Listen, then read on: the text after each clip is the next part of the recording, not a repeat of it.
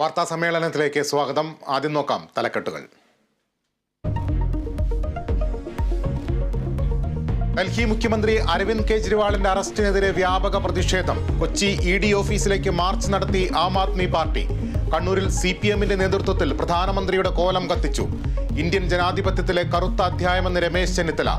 അഴിമതിക്കാരുടെ കൂട്ടക്കരച്ചിലെന്ന് K Surendran. നർത്തകി സത്യഭാമയ്ക്കെതിരെ പരാതി നൽകുന്നതിൽ നിയമോപദേശം തേടിയെന്ന് RLV രാമകൃഷ്ണൻ. തനിക്കെതിരെ കലാമേഖലയിൽ ലോബി പ്രവർത്തിക്കുന്നുവെന്നും ആരോപണം. RLV രാമകൃഷ്ണന് കുടുംബക്ഷേത്രത്തിലെ ഉത്സവത്തിൽ വേദി നൽകുമെന്ന് സുരേഷ് ഗോപി.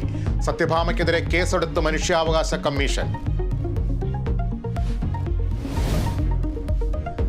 പൗരത്വ നിയമ ഭേദഗതിക്കെതിരെ ഇന്ന് കോഴിക്കോട് CPMന്റെ നേതൃത്വത്തിൽ റാലി. മുഖ്യമന്ത്രി പിണറായി വിജയൻ ഉദ്ഘാടനം ചെയ്യും. റാലിയിലൂടെ ന്യൂനപക്ഷ വോട്ട് തട്ടാനുള്ള ശ്രമമെന്ന് രമേശ് ചെന്നിത്തല.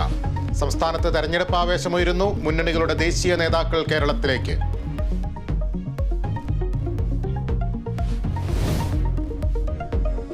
ഇന്ന് ലോക ജലദിനം. ഇത്തവണത്തെ മുദ്രാവാക്യം ജലം സമാധാനത്തിന്. ജലസംരക്ഷണത്തിനായി കൈകോർത്ത് കേരള വിഷൻ ന്യൂസും.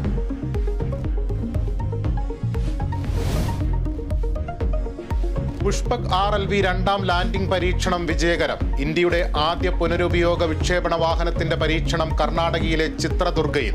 പേടകം സ്വയം ദിശ മാറ്റി ലാൻഡ് ചെയ്തു. ഇന്ത്യൻ പ്രീമിയർ ലീഗ് 17ാം പതിപ്പിന് ഇന്ന് തുടക്കം. ഉദ്ഘാടന മത്സരത്തിൽ ചെന്നൈ ബംഗളൂരു പോരാട്ടം. മത്സരം രാത്രി 8 മണിക്ക് ചെപ്പോക്കിൽ.